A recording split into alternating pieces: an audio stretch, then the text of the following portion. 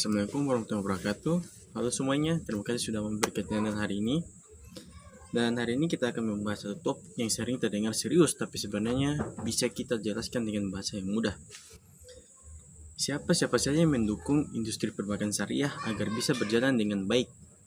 Bukan cuma banknya saja yang bekerja, ada banyak lembaga dan industri yang bekerja di belakang layar, supaya produk, layanan, dan sistem perbankan syariah menjadi aman, sesuai syariah, dan mudah diakses masyarakat. Saya akan jelaskan perlahan pakai contoh sederhana supaya teman-teman bisa paham tanpa perlu mikir istilah rumit. Bayangkan sebuah bank syariah seperti sebuah restoran besar. Restoran itu jelas punya koki, itu ibarat bank.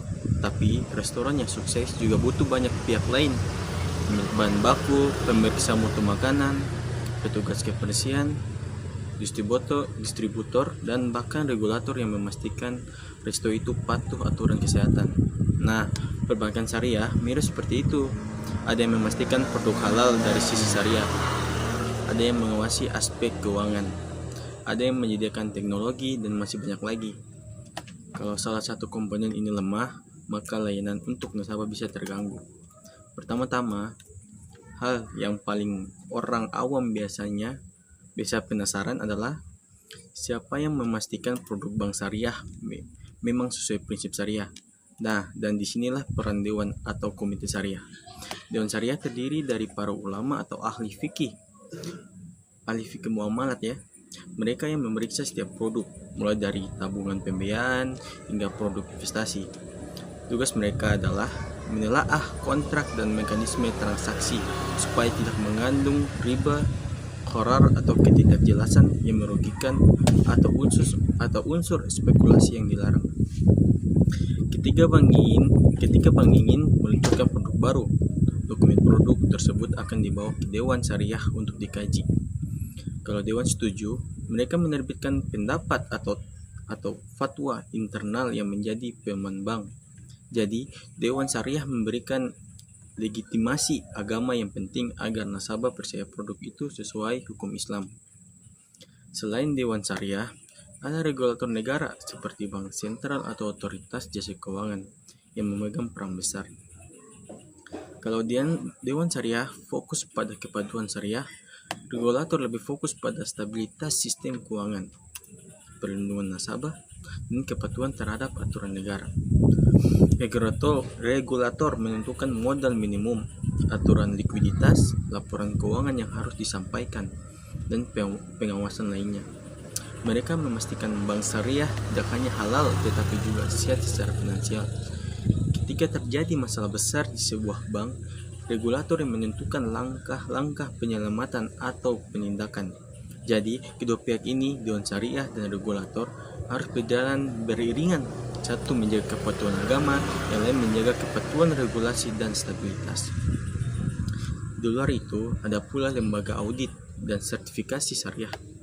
Lembaga ini melakukan pengecekan independen terhadap praktik bank.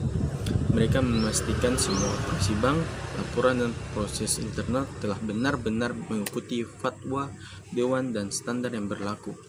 Bayangkan, seperti inspektur kualitas pada restoran.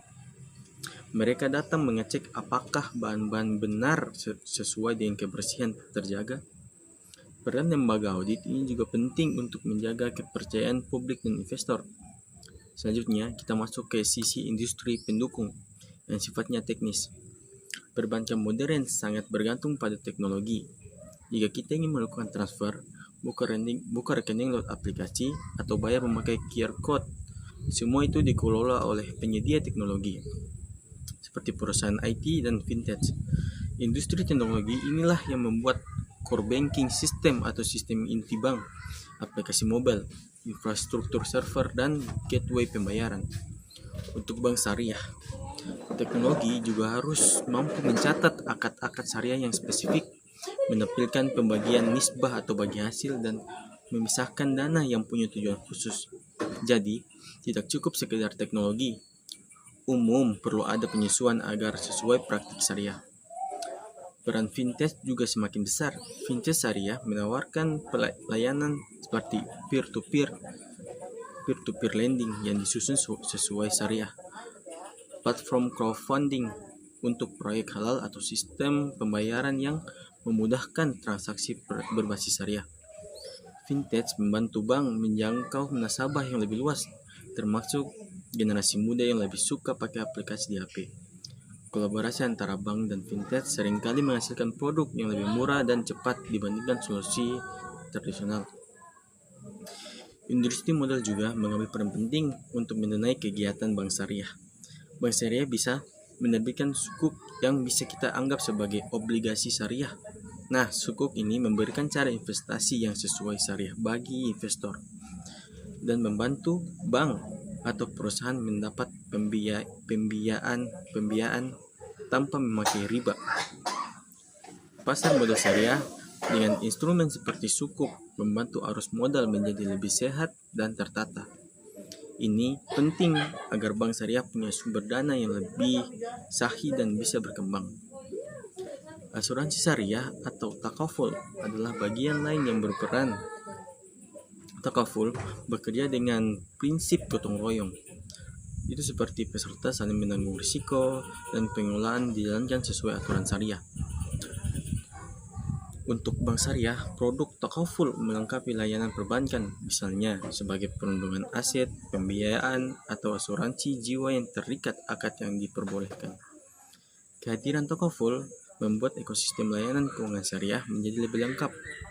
Ada pula industri jasa hukum dan konsultan yang membantu menyusun kontrak, model bisnis, dan tata kelola perusahaan agar sesuai dengan aturan dan fatwa.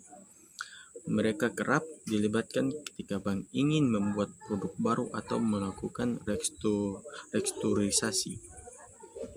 Peran ini vital karena kontrak yang buruk atau salah tafsir bisa menyebabkan masalah, bahkan berujung sengketa dengan nasabah atau otoritas. Nah, dan pendidikan dan penelitian juga tidak boleh dilupakan karena lembaga pendidikan, universitas, dan pusat riset melahirkan tenaga ahli seperti ulama ekonomi yang paham fikih muamalah, akuntansi syariah, auditor syariah, hingga developer teknologi yang mengerti cara mengaplikasikan prinsip syariah di software. Tanpa regenerasi sumber daya manusia yang kompeten, industri akan kesulitan berkembang dan berinovasi. Oleh karena itu, program pendidikan dan pelatihan yang terus-menerus penting untuk mencipta talenta yang mampu menjembatani antara teknologi dan syariah. Sekarang, mari kita bicarakan bagaimana semua pihak ini bekerja sama secara praktis. Ketika bank ingin meluncurkan produk pembiayaan baru bagi hasil, prosesnya biasanya dimulai dari tim produk di bank yang merancang mekanisme, lalu konsep tersebut dikonsultasikan ke Dewan Syariah untuk mendapatkan persetujuan.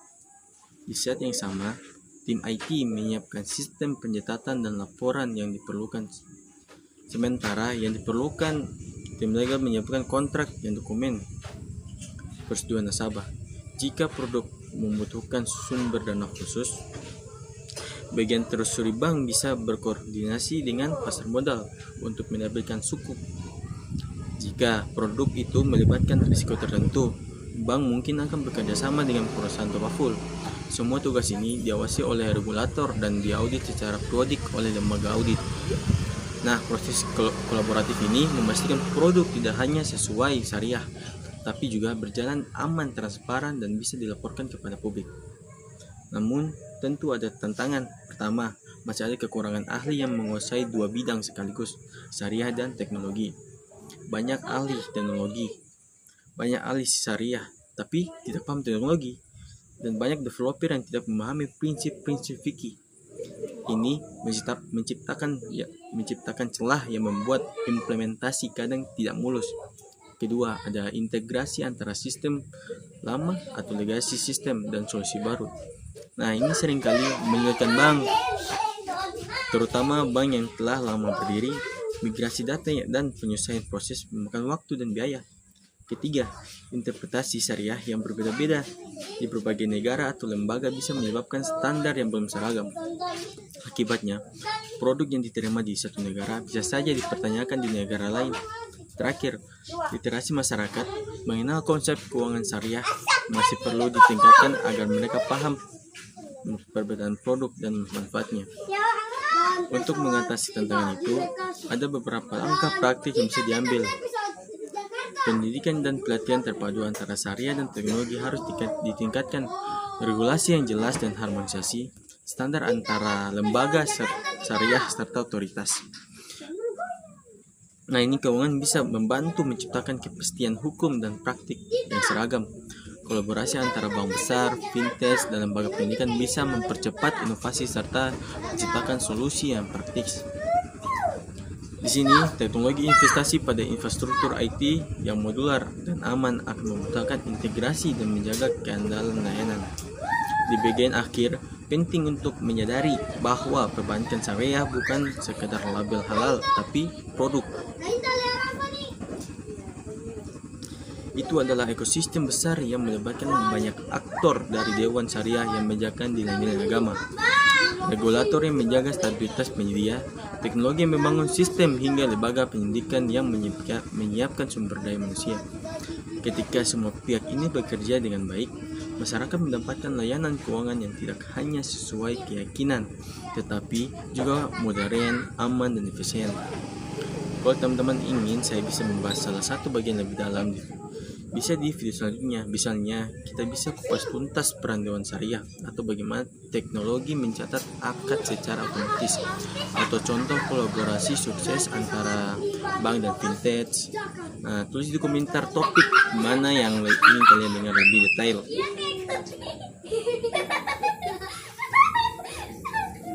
Nah, dan sekian dari saya sama Farisi. Pada pembahasan kali ini saya akhiri dengan wassalamualaikum warahmatullahi wabarakatuh. Selain Dewan Syariah, ada regulator negara seperti Bank Sentral atau Otoritas Jasa Keuangan yang memegang peran besar. Kalau Dewan Syariah fokus pada kepaduan syariah, regulator lebih fokus pada stabilitas sistem keuangan, perlindungan nasabah, dan kepatuhan terhadap aturan negara. Regulator menentukan modal minimum, aturan likuiditas, laporan keuangan yang harus disampaikan, dan pengawasan lainnya. Mereka memastikan bank syariah tidak hanya halal tetapi juga sehat secara finansial. Ketika terjadi masalah besar di sebuah bank, regulator yang menentukan langkah-langkah penyelamatan atau penindakan.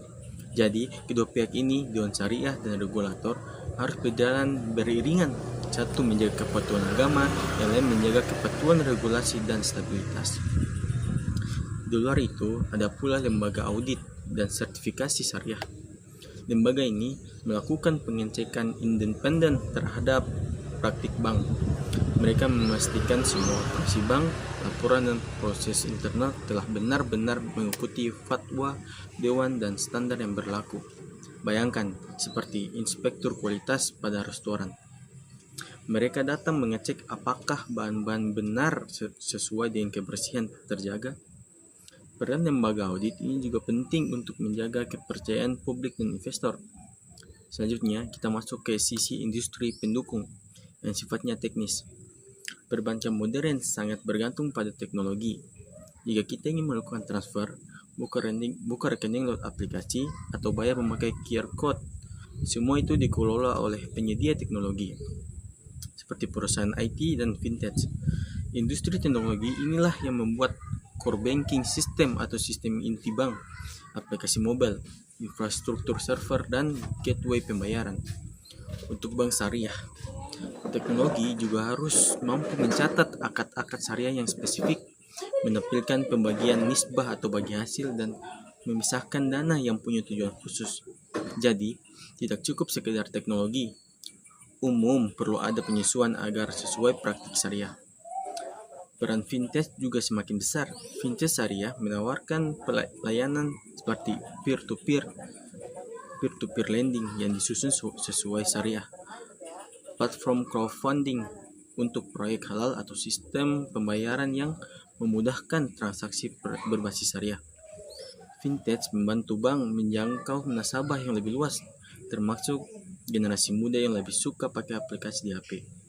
Kolaborasi antara bank dan fintech seringkali menghasilkan produk yang lebih murah dan cepat dibandingkan solusi tradisional.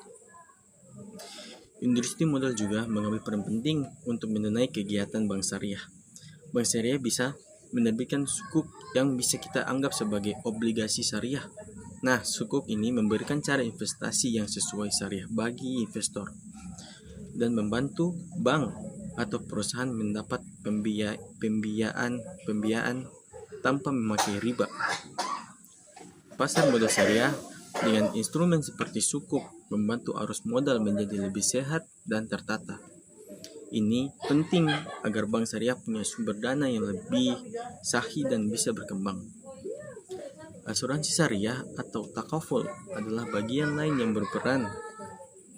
Takaful bekerja dengan prinsip gotong royong. Itu seperti peserta saling menanggung risiko dan pengelolaan dijalankan sesuai aturan syariah. Untuk bank syariah, produk takaful melengkapi layanan perbankan, misalnya sebagai perlindungan aset, pembiayaan, atau asuransi jiwa yang terikat akad yang diperbolehkan. Kehadiran takaful membuat ekosistem layanan keuangan syariah menjadi lebih lengkap. Ada pula industri jasa hukum dan konsultan yang membantu menyusun kontrak, model bisnis, dan tata kelola perusahaan agar sesuai dengan aturan dan fatwa. Mereka kerap dilibatkan ketika bank ingin membuat produk baru atau melakukan restrukturisasi. Peran ini vital karena kontrak yang buruk atau salah tafsir bisa menyebabkan masalah, bahkan berujung sengketa dengan nasabah atau otoritas. Nah, dan pendidikan dan penelitian juga tidak boleh dilupakan karena lembaga pendidikan, universitas, dan pusat riset melahirkan tenaga ahli seperti ulama ekonomi yang paham fikih muamalah, akuntansi syariah, auditor syariah, hingga developer teknologi yang mengerti cara mengaplikasikan prinsip syariah di software. Tanpa regenerasi sumber daya manusia yang kompeten, industri akan kesulitan berkembang dan berinovasi. Oleh karena itu, program pendidikan dan pelatihan yang terus-menerus penting untuk mencetak talenta yang mampu menjembatani antara teknologi dan syariah. Sekarang, mari kita bicarakan bagaimana semua pihak ini bekerja sama secara praktis. Ketika bank ingin meluncurkan produk pembiayaan baru berbagai hasil, prosesnya biasanya dimulai dari tim produk di bank yang merancang mekanisme, lalu konsep tersebut dikonsultasikan ke Dewan Syariah untuk mendapatkan persetujuan. Di saat yang sama, tim IT menyiapkan sistem pencatatan dan laporan yang diperlukan. Sementara yang diperlukan, tim legal menyiapkan kontrak dan dokumen persetujuan nasabah. Jika produk membutuhkan sumber dana khusus, bagian telusuri bank bisa berkoordinasi dengan pasar modal untuk menerbitkan sukuk. Jika produk itu melibatkan risiko tertentu, bank mungkin akan bekerja sama dengan perusahaan takaful. Semua tugas ini diawasi oleh regulator dan diaudit secara periodik oleh lembaga audit. Nah, proses kolaboratif ini memastikan produk tidak hanya sesuai syariah, tapi juga berjalan aman, transparan, dan bisa dilaporkan kepada publik. Namun, tentu ada tantangan. Pertama, masih ada kekurangan ahli yang menguasai dua bidang sekaligus, syariah dan teknologi. Banyak ahli syariah, tapi tidak paham teknologi. Dan banyak developer yang tidak memahami prinsip-prinsip fikih. Ini menciptakan celah yang membuat implementasi kadang tidak mulus. Kedua, ada integrasi antara sistem lama atau legasi sistem dan solusi baru. Nah, ini seringkali menyulitkan bank, terutama bank yang telah lama berdiri. Migrasi data dan penyelesaian proses memakan waktu dan biaya. Ketiga, interpretasi syariah yang berbeda-beda di berbagai negara atau lembaga bisa menyebabkan standar yang belum seragam. Akibatnya, produk yang diterima di satu negara bisa saja dipertanyakan di negara lain. Terakhir, literasi masyarakat mengenal konsep keuangan syariah masih perlu ditingkatkan agar mereka paham perbedaan produk dan manfaatnya. Untuk mengatasi tantangan itu, ada beberapa langkah praktik yang bisa diambil.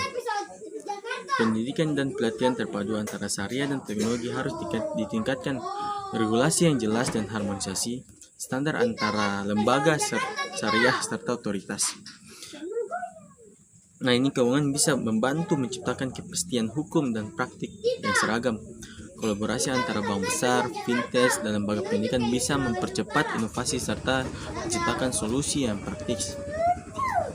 Di sini, teknologi investasi pada infrastruktur IT yang modular dan aman akan membutuhkan integrasi dan menjaga keandalan layanan. Di bagian akhir, penting untuk menyadari bahwa perbankan syariah bukan sekadar label halal, tapi produk. Itu adalah ekosistem besar yang melibatkan banyak aktor dari Dewan Syariah yang menjaga nilai-nilai agama, regulator yang menjaga stabilitas penyedia, teknologi yang membangun sistem, hingga lembaga pendidikan yang menyiapkan sumber daya manusia. Ketika semua pihak ini bekerja dengan baik, masyarakat mendapatkan layanan keuangan yang tidak hanya sesuai keyakinan, tetapi juga modern, aman, dan efisien. Kalau teman-teman ingin saya bisa membahas salah satu bagian lebih dalam, bisa di video selanjutnya. Misalnya, kita bisa kupas tuntas peran Dewan Syariah, atau bagaimana teknologi mencatat akad secara otomatis, atau contoh kolaborasi sukses antara bank dan fintech. Nah, tulis di komentar topik mana yang ingin kalian dengar lebih detail.